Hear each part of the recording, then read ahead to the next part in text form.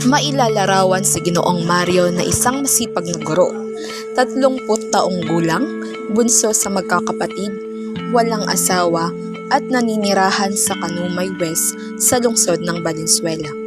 Nag-aral sa Global Reciprocal Colleges, isang MLALAP scholar ng nasabing paaralan, nakapagtapos sa kursong Bachelor of Secondary Education, Major in Physical Education sa taong 2017.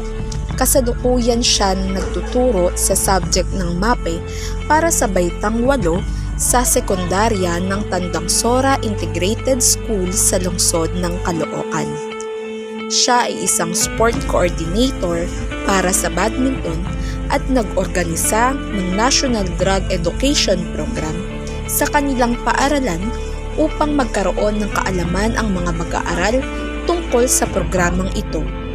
Si Ginoong Mario ay nagiging host sa mga event at instructor sa Arellano University at SPUQC upang magtaguyod sa kanyang pamilya at matustusan ang kanilang pangangailangan sa araw-araw. Magandang hapon po. Kamusta naman po kayo? I'm doing good. Ikaw, kamusta ka? Okay naman. Oh, that's good to know. So, yeah. Anong mga hakbang na ginagawa mo upang mapabuti ang iyong makakayahan maging mas epektibong guro? Okay. In my 6 years of teaching, well, I usually do study. I always study my lesson para sure ako na master ko yung lesson ko. Also, I try to do some, basic research regarding like different strategies on how I can improve my teaching strategies. Also, kapag teacher ka kasi hindi pa pwedeng isa lang strategy mo, dapat kinikater mo yung multiple intelligence ng bata kasi maraming mga bata iba-ibang learning skills. So dapat iput mo siya into consideration para at least ma-address mo yung skills ng bata towards learning the lesson. So well, my ways are like, I do studies, I do readings, and, checking the updates, with my teaching strategies. Paano mo naman ginagampanan ang mga pangunahing tungkulin mo bilang isang guro? Well, unang-una kasi kapag sinabi natin gampanin bilang isang guro, napakalawak kasi niyan. Kapag guro ka kasi hindi ka lang teacher inside the classroom. Sometimes you have to be a mother or a parent with your students, or sometimes you also have to be a friend with them, like someone that they can, lean to or talk to whenever they need someone to talk to. Ako, ginagampanan ko lang siya, like normal lang, hindi ko tinataasan yung standard ko, not in a way or not to the point na kino-compromise ka naman yung standard ng bata. Minimake sure ko lang na kaya akong abutin ng bata at nagpapaka-approachable lang din ako para yung mga bata hindi nagkakaroon ng mga hindrances para lumapit sa akin. But sometimes, we still need to establish the boundaries between the students and the teachers kasi kailangan talagang maintindihan ng bata kung hanggang saan lang sila at kung hanggang saan lang tayo bilang mga teacher. So kapag teacher ka, dapat open ka sa lahat ng mga responsibilities and roles in life kasi hindi natin alam, simpleng salita lang natin, nagmamatter na yan sa changes ng life ng bata. Anong mga estrahihiyang pantura ang iyong ginagamit upang mag-aktibang iyong mag-aaral sa class? Okay. Kasi bago ng generation natin ngayon, ang mga bata mabilis na ma-bored, napaka-short na ng attention span nila. So kapag teacher ka sa ganitong generation, sa modern generation, hindi naman posible na palaging may technology sa loob ng classroom. So I always make sure to use interactive strategies like I'm using gamification strategies of teaching kung saan yung mga bata magkakaroon ng collaboration and having fun while learning.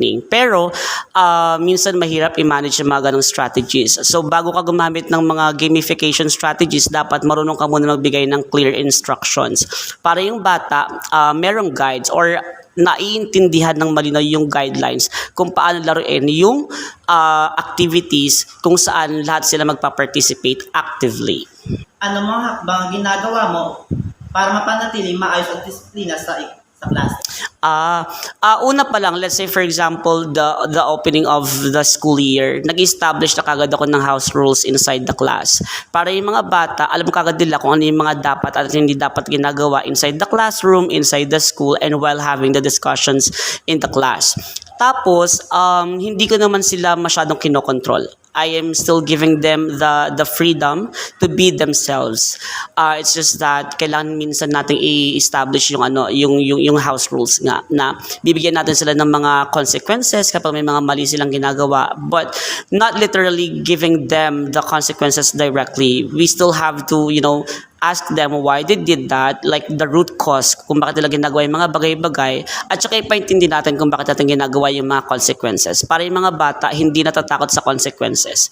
Normally kasi may mga teacher na kapag may estudyanteng nagkamali, pinaparusahan kagad. So technically, ang natututunan ng bata, yung takot. Imbis na mas maintindihan niya kung bakit hindi niya dapat ginagawa yung mga bagay-bagay.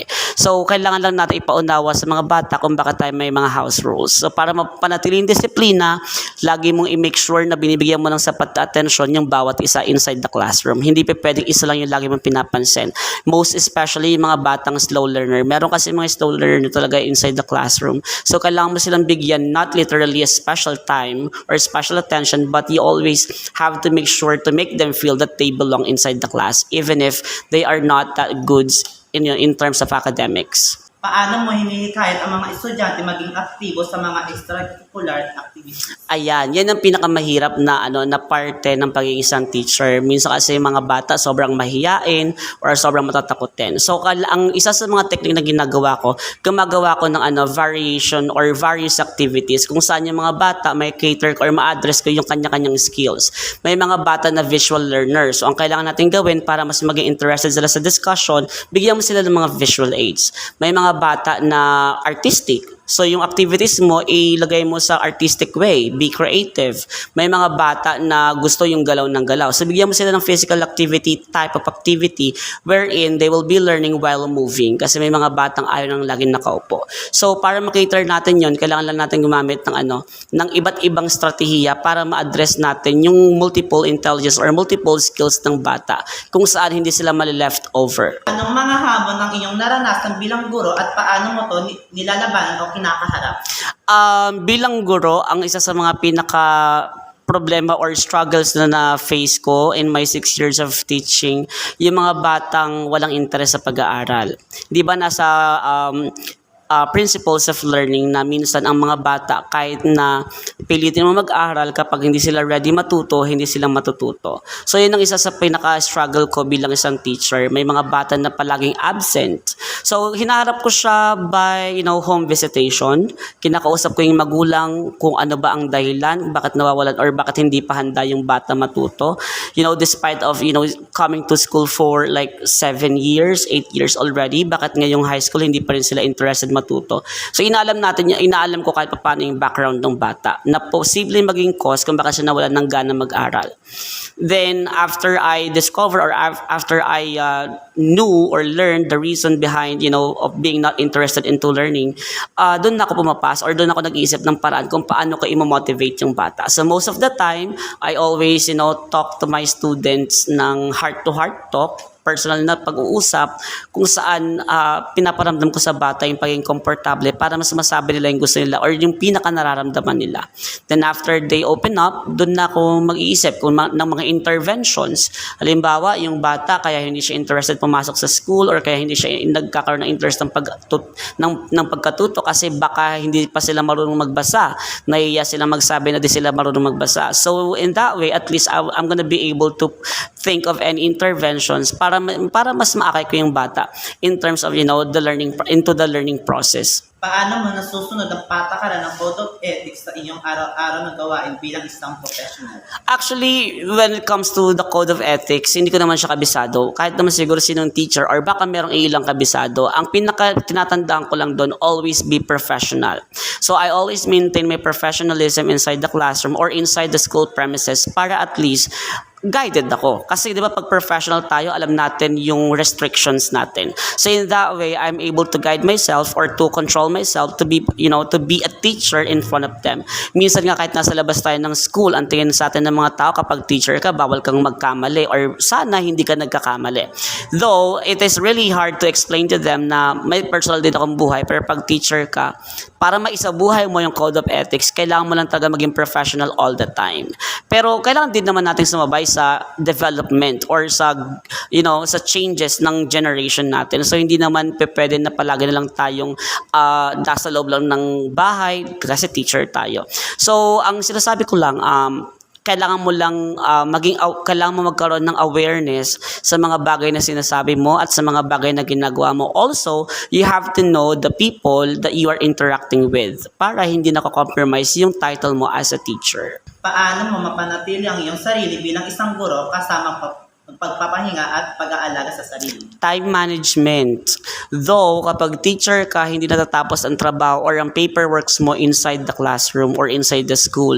Minsan kahit tapos na yung shift mo sa school, inuuwi mo pa yung trabaho mo sa bahay kasi kailangan mong tapusin. Pero, if you have a good, time management skills, kaya mong pagsabayin or kaya mong balanse yung trabaho at personal na buhay. Bilang teacher, minsan kaya maraming mga teacher ang nafo-frustrate kasi hindi nila kaya i-manage yung time nila. Ako, kapag may trabaho ko, I always see to it na gawin siya kagad. Hindi ako nagpo-procrastinate para hindi ako natatambakan ng trabaho. At least, hindi ako nawawalan ng personal kong oras para sa sarili ko. So, time management talaga ang nagmamatter when it comes to balancing work and life. Anong mga hakbang ang ginagawa mo upang mapabuti o kakayahan at maging epektibong guro?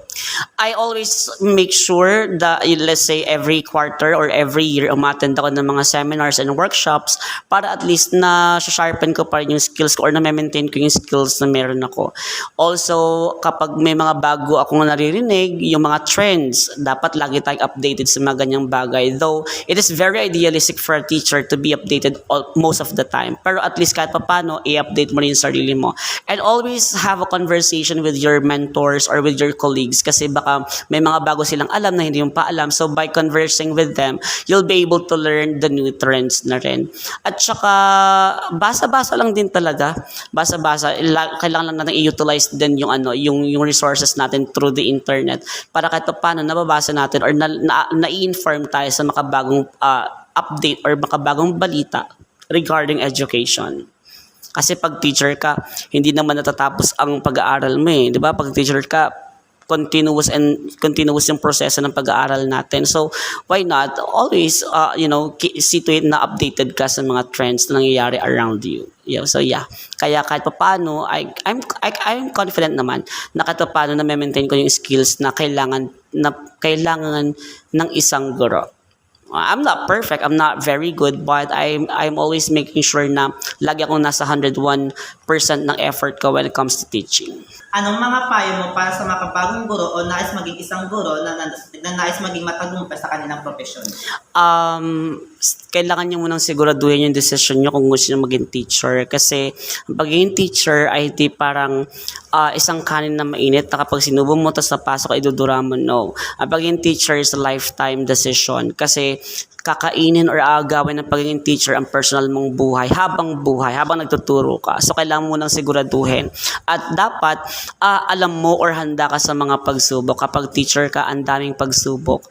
Dapat handa kang maging teacher, maging magulang, maging kaibigan, maging bombero, maging nurse, maging doktor, lahat yan magiging role mo kapag naging teacher ka. At saka dapat mahaba ang pasensya mo kasi iba't ibang klase ng estudyante ang kakaharapin mo kapag nagtuturo ka na. So, ang tanging mapapayo ko lang, unang-una, alamin mo na kung ano ba talaga ang gusto mo. Kapag sigurado ka na, i-push mo maging teacher. Masaya maging teacher actually. Challenging siya, hindi siya nakakabagot. So, araw-araw may challenge, kaya maganda maging teacher.